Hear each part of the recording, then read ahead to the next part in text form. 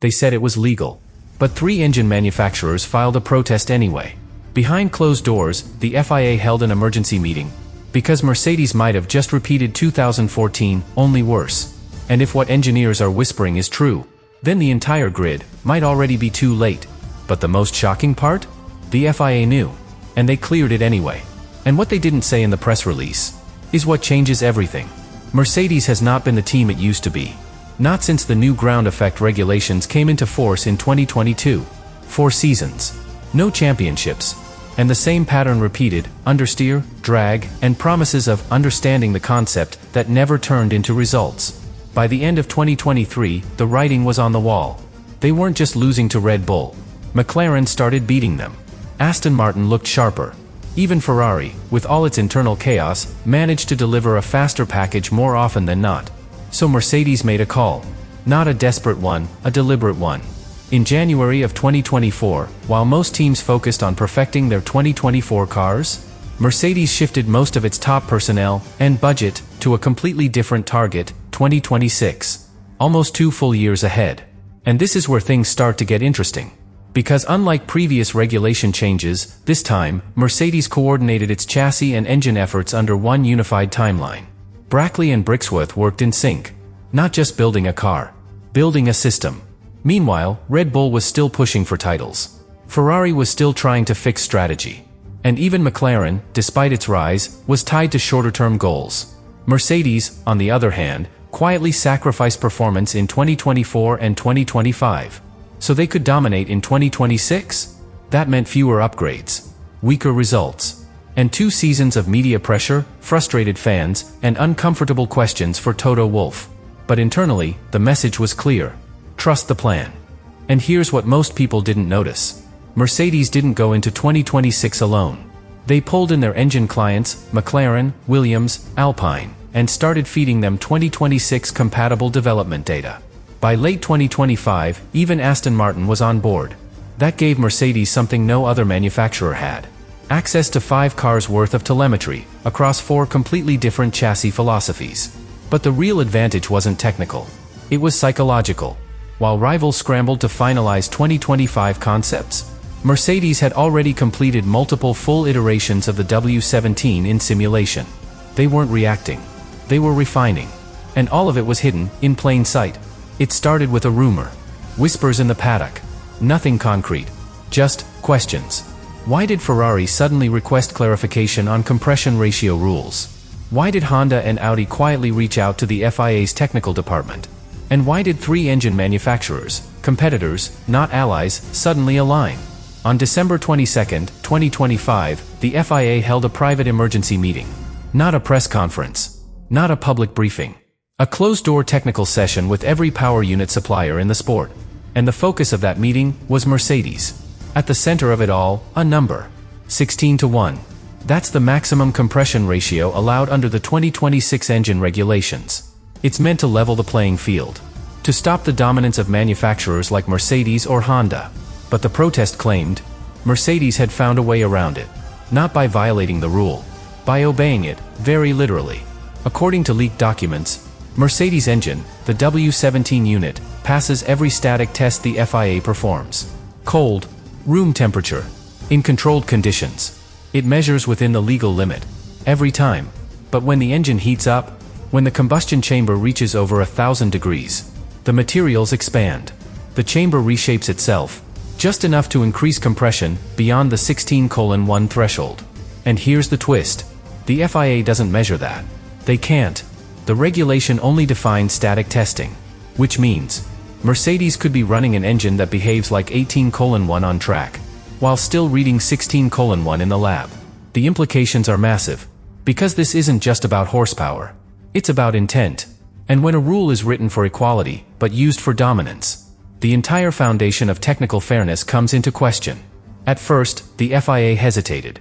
Not because they didn't understand the issue, but because of what it meant. If Mercedes had really done this, if they had found a legal way to bypass the core limitation of 2026 engines, then the entire regulatory framework was compromised. The engineers knew the truth. Compression isn't just a number. It's thermal. It's material dependent.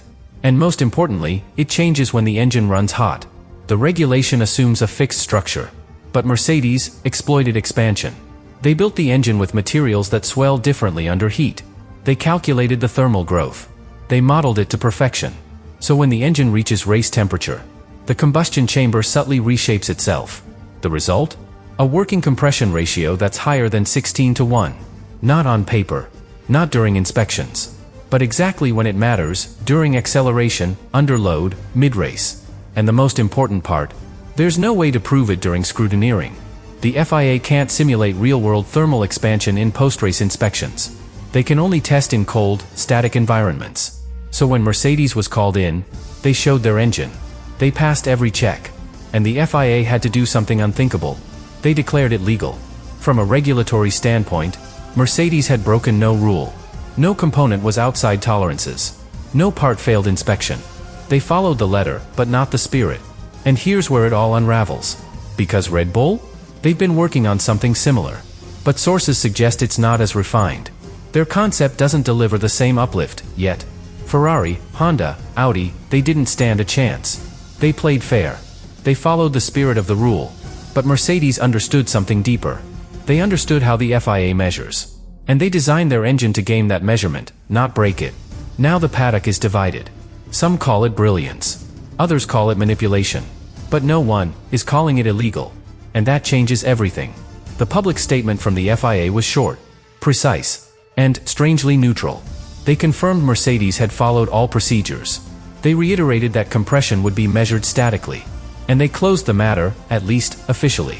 But behind the scenes, things got tense. Because what the FIA didn't address was when they first knew about it. According to insiders, this wasn't a discovery made in December. It was known, or at least suspected, months earlier. And here's what really worries the other teams. Not the advantage itself, but the time Mercedes had to develop it. They didn't stumble onto this late. They built the entire 2026 engine around it.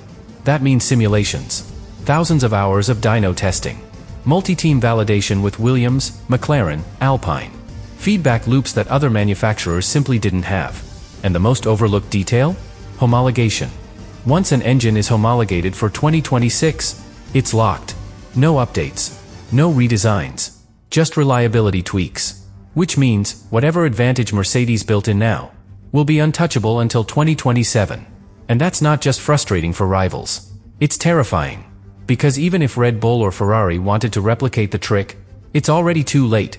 Unless the FIA rewrites the rulebook mid-season, which it's historically reluctant to do. The loophole is protected by the system itself. And one more thing. Mercedes didn't just test this in isolation. They deployed it across 4 customer teams. They gathered real-world data under different chassis, track conditions, and weather. It's not just about power. It's about adaptability. And it's why this isn't a normal controversy. This might be the most legally protected technical advantage since 2014. Let's imagine this advantage is real. Let's assume the compression trick holds. And Mercedes shows up in Bahrain with the W17 ready. Then the entire competitive order is about to shift. Because in 2026, everything resets. Chassis philosophy, aerodynamics, energy deployment. It's not about building on previous strengths. It's about who got it right, from zero. And Mercedes didn't just get a head start. They went all in. Their decision to sacrifice the 2024 and 2025 seasons now looks less like a risk, and more like a calculation. While Red Bull fought for every 10th in a known package, Mercedes simulated the unknown. And now comes the payoff. The W17 won't be just faster. It could be smarter. Because Mercedes has something else. Something no other manufacturer has. A 5-team data network. Every customer car, from Aston Martin to Williams, will feed Mercedes real-time telemetry. Track behavior, power delivery, energy efficiency.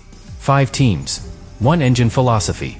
And if the engine does give a 3 to 4/10 advantage per lap, that means a qualifying gap. It means race control. It means track position without needing DRS. But here's where it gets more complicated. If McLaren builds a better chassis, and they're running the same engine, Mercedes could lose the Constructors' Championship to their own customer. That's never happened before. But it's a real risk. It turns every race into a data war. Mercedes can't just be fast. They need to be the fastest Mercedes-powered car. On every Sunday. And what about Ferrari? Honda? Audi? If they can't match this pace, and they're locked into homologated engines, they'll fall behind for at least 2 years. And in this era, 2 years behind is an eternity. So here we are, weeks before the W17 hits the track for real. And yet, Mercedes hasn't revealed the car. No official renders. No launch date. Not even a silhouette. That's not normal. Especially for a team under this much scrutiny. Red Bull already scheduled their reveal. Ferrari, too. Even Audi, new to the sport, has begun teasing the world. But Mercedes? Nothing. Some say it's strategy. Avoid the noise. Control the narrative. Others aren't so sure. Because when a team hides this much, for this long, it usually means one of two things. Either the concept isn't ready, and they're buying time. Or it's ready, and they're hiding something no one's supposed to see. The first test in Barcelona will be private. Closed paddock. No media. No cameras. Just raw data. But Bahrain? That will be different. That's where the world sees the truth. And if Mercedes is even close to where the numbers suggest, it won't take long to notice. The FIA says they're watching. That they've closed the case. But the other teams aren't done. There's already talk of a new round of protests. New legal pressure. And if any part of the 2026 rules needs rewriting, it'll have to happen fast. Because once the W17 is homologated, there's no going back. And if this engine loophole holds, if the aero package works, if the predictions are right, then this might not just be a comeback. It could be the beginning of a new domination.